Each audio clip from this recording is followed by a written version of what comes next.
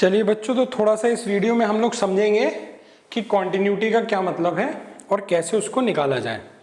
पिछले वीडियो में मैंने कॉन्टिन्यूटी का इंट्रोडक्शन दे दिया था। अब एक मैंने एग्जाम्पल लिखा है। अगर मैं इसका ग्राफ बनाऊं बच्चों, तो आप देखो ग्राफ इसका कैसा बनेगा। fx मतलब y, तो y बराबर 1, तो y बराबर 1 कैसी लाइन होगी भाई? ये y बराबर 0 होती है ना x एक्सेस, तो y बराबर 1 वाली लाइन तो ये हो गई। सही है भाई, y बराबर 1 वाली लाइन मैंने बना ली। अब ये y बराबर 1 वाली लाइन ऐसे तो पूरी कॉन्टिन्यूअस है, लेकिन कह रहा है y बराबर 1 वाली लाइन कब? जब x की वैल्यू 1 नहीं है। और जब x की वैल्यू 1 है, यानी x की वैल्यू 1 है, तो y की वैल्यू कितनी है? 2, यानी तब ये यहां पर है। जब x की वैल्यू 1 है तो y बराबर क्या है? एक्चुअली 2 है, यानी कि यहां पर ये डिसकंटिन्यूअस हो गया। क्यों? जब x बराबर 1 है तो y की वैल्यू 2 है, और उसके अलावा हर जगह y की वैल्यू कितनी है? 1 है, यानी कि x बराबर हाफ पर 1 है, x बराबर -1 पर भी 1 है, x बराबर 2 पर भी 1 है, x बराबर 3 पर भी 1 है। बट मतलब इसका ये हो गया x बराबर -1 पर भी y की वैल्यू 1, ये y हुआ ना, ये 0.1 है तो ये भी y हुआ, ये भी y हुआ। इन सब की वैल्यू कितनी है? 1। इन सब की वैल्यू कितनी है? 1। लेकिन जब x बराबर 1 है तो ये कर्व यहां से जंप करके अचानक यहां पहुंच गया, तो इसका मतलब यहां पर ये डिसकंटिन्यूअस हो गया। तो ये एक एग्जांपल हो गया, ग्राफ से भी कर सकते हैं। फिर पिछले वीडियो में मैंने बच्चों आपको एक बात बताई थी। मैंने आपको बताया था कि हमारे पास कॉन्टिन्यूटी चेक करने के लिए दो फॉर्मूले हैं। पहला फॉर्मूला है LHL is equal to RHL is equal to value of the function at x is equal to a, जिस पॉइंट पे कॉन्टिन्यूटी चेक करने को कह रहा है। और दूसरा फॉर्मूला बताया था limit x tending to a fx is equal to fx at x is equal to a। दोनों में से कोई भी फॉर्मूला लगा सकते हैं, दोनों सेम है। थोड़ा सा फर्क है कि कब कौन सा अप्लाई करें, क्योंकि ये तो हमें दिख रहा है भाई ये छोटा है और ये थोड़ा बड़ा फॉर्मूला है, कब कौन सा अप्लाई करें। तो एक सवाल के थ्रू आपको समझाने की कोशिश करता हूं मैं। चलो बच्चों समझते हैं कि कब कौन सा मेथड लगाया जाए। मैंने यहाँ पर दो क्वेश्चन लिखे हुए हैं, ये पहला क्वेश्चन और ये दूसरा क्वेश्चन। दोनों में कुछ फर्क है क्या? तो हम ध्यान से देखो जरा। fx की वैल्यू x² - 4 अपॉन x - 2 है। कब? जब x 2 नहीं है। अच्छा, x अगर 2 नहीं होगा तो या तो x 2 से बड़ा होगा या x 2 से छोटा होगा। देखो मैंने यहां लिखा है, तो x या तो 2 से छोटा होगा या 2 से बड़ा होगा। और दोनों ही केसेस में भाई इसी का तो मतलब हुआ कि x नॉट इक्वल्स टू 2। दोनों ही केसेस में फंक्शन की वैल्यू यही होनी है, क्योंकि उसने वहां बताया है कि x जब 2 नहीं है तो चाहे x 2 से बड़ा हो या छोटा हो, फंक्शन की वैल्यू यही होनी है, यानी ये हो गया। और x बराबर 2 पर 4 है तो x बराबर 2 पर मैंने 4 लिख दिया। दोनों ही सवाल सेम है, मेरा लिखने का तरीका अलग अलग है। अब मेरी बात सुनो ध्यान से। अगर तुम्हें ये वाला साइन दिख जाए नॉट इक्वल्स टू वाला, तो चुपचाप उठा के सेकंड मेथड लगा देना। समझ गए? अगर तुम्हें ग्रेटर लेस का साइन दिख जाए तो चुपचाप उठा करके फर्स्ट मेथड लगा देना।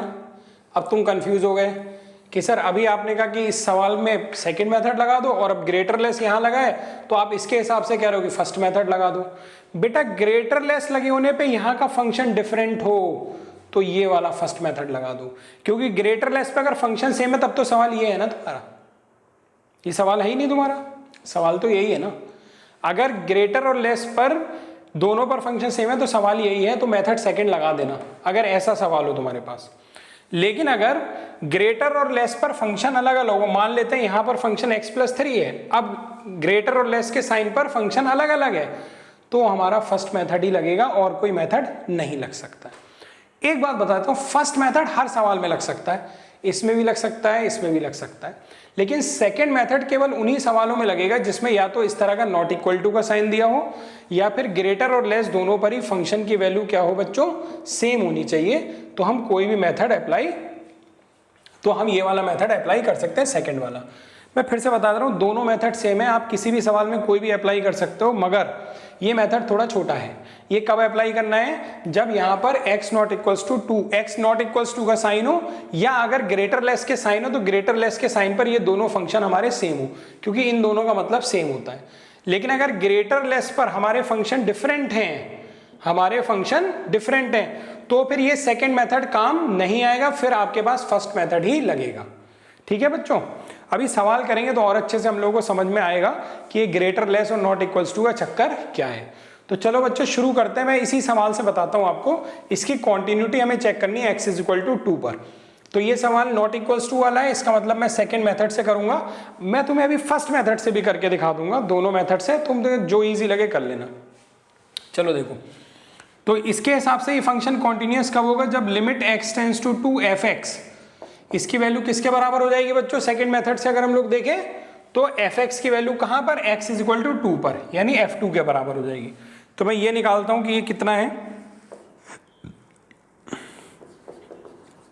x tends to 2f(x). अब यहाँ f(x) क्या रखें, क्योंकि f(x) की दो वैल्यू है, एक ये वैल्यू और एक ये वैल्यू, दो है ना। तो x टेंडिंग टू 2 है, 2 नहीं है, यानी x not equals to 2। x tending to 2 है, 2 नहीं है, यानी x not equals to 2। x not equals to 2 पे f(x) की वैल्यू क्या है, ये है, ये बड़ा वाला।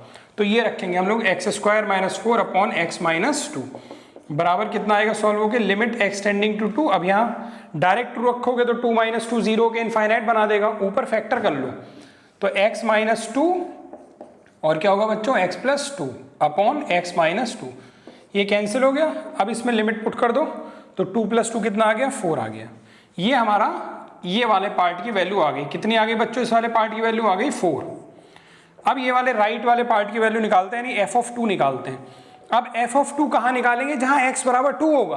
तो x बराबर 2 यहाँ तो है ही नहीं, तो ये बेकार हो गया मेरे लिए। x बराबर 2 पर f(x) की वैल्यू कितनी दी है, 4, ये तो डायरेक्ट दी है। अब आप देखो लिमिट एक्सटेंडिंग टू 2 f(x) की वैल्यू भी 4 आई और ff(2) की वैल्यू भी 4 आई। तो इसका मतलब फंक्शन कॉन्टिन्यूअस हो गया, क्योंकि फंक्शन कॉन्टिन्यूअस होने के लिए क्या जरूरी है, या तो ये और या ये। तो सेकंड वाले से ये हमारा प्रूव हो गया। इसी सवाल को अगर मैं फर्स्ट मेथड में कन्वर्ट कर देता हूं, LHL RHL से करना चाहूं, LHL RHL से बच्चों सवाल तभी करना है जब तुम्हारे सवाल में ग्रेटर और लेस के साइन लगे हों, ये ध्यान रखना। तो ग्रेटर लेस में अगर मैं कन्वर्ट इसको कर देता हूं, जैसे मैंने कहा भाई अगर x नॉट इक्वल्स टू 2 है तो या तो x 2 से बड़ा होगा या x 2 से छोटा होगा। तो दोनों ही केस में मैंने यहां पर लिख दिया कि 2 से छोटा है तब भी यही फंक्शन, 2 से बड़ा है तब भी यही फंक्शन। इस केस में LHL RHL से इस सवाल को कैसे करेंगे वो भी मैं आपको दिखाता हूं। चलिए LHL निकालते हैं हम लोग। LHL, तो LHL के लिए बच्चों क्या फॉर्मूला है, limit x tends to 2 minus 2 पे निकालना है, 2 से लेफ्ट साइड पे f(x) बराबर क्या हो जाएगा, अब limit x tending to 2 f(x). अब जब 2 माइनस यानी 2 से छोटा, तो फंक्शन क्या है, जब x 2 से छोटा है तो फंक्शन है हमारा ये, यानी फंक्शन क्या है बच्चों हमारा x square minus 4 upon x minus 2। और फिर उसको वैसे अभी आप फैक्टर कर लोगे, x माइनस 2 x प्लस 2 जैसे अभी किया था। तो बचेगा क्या बच्चों हमारे पास बचेगा limit x tending to 2 x plus 2 और 2 इसमें पुट कर दोगे तो आ गया 4। ये LHL की वैल्यू आ गई। जरा RHL की वैल्यू देखते हैं हम लोग, RHL की वैल्यू देखते हैं। तो RHL के लिए फॉर्मूला क्या होगा, limit x tending to 2 plus, RHL है ना तो 2 से राइट साइड में f(x). अब 2 से राइट साइड में f(x) क्या लोगे आप, जब x 2 से बड़ा है तब क्या लोगे f(x) की वैल्यू। तो x जब 2 से बड़ा है तो f(x) की वैल्यू यही है, वही पुरानी वाली x square minus 4 upon x minus 2। जब आपने 2 प्लस वाला फंक्शन लिख लिया तब यहाँ केवल 2 लिखेंगे। अब इसमें 2 डायरेक्ट मत पुट करिएगा, वैसे ही फैक्टर करिएगा। तो ये भी कितना आएगा, limit x tending to 2 x plus 2 और वैल्यू पुट करेंगे तो आएगा 4। तो देखो LHL और RHL की वैल्यू बराबर आ गई, और इसलिए बराबर आनी भी चाहिए क्योंकि तुम दोनों ही सवाल सेम कर रहे हो यार। ये दोनों ग्रेटर लेस का मतलब ही नहीं, ये तो वही वाला हो गया जैसे पहले किया था। तो पहले वाले में एक ही बार में ये 4 आ गया था, सफिशिएंट था। अभी तुमने LHL RHL करके 4 निकाला। चलो फिर LHL RHL equal to f(x). तो f(x) मतलब x बराबर 2 पे चेक करना है ना आपको। तो f(2) की वैल्यू कितनी है बच्चों, आपके सवाल में दी हुई है। f(2) की वैल्यू x बराबर 2 पर वैल्यू कितनी दी है, 4। तो तीनों चीजें बराबर आ गई, LHL बराबर RHL बराबर f(2). तो तीनों बराबर आ गए, यानी पहली कंडीशन सेटिस्फाई, तो फिर कॉन्टिन्यूअस हो गया। तो मैं इस वीडियो में केवल आपको ये दिखाना चाह रहा था कि बच्चों जब ग्रेटर लेस पर फंक्शन अलग हो तब आप ये मेथड लगाना, और अगर नॉट इक्वल टू का साइन दिख जाए तो ये मेथड लगा देना, ठीक है। एक बार लास्ट में फिर से बता रहा हूँ, ये हमेशा काम आएगा, ऐसा नहीं है कि कभी कभी काम आएगा, लेकिन ये केवल उन्हीं सवालों में काम आएगा जहां पर ये वाला निशान लगा होगा। समझ गया आप लोग।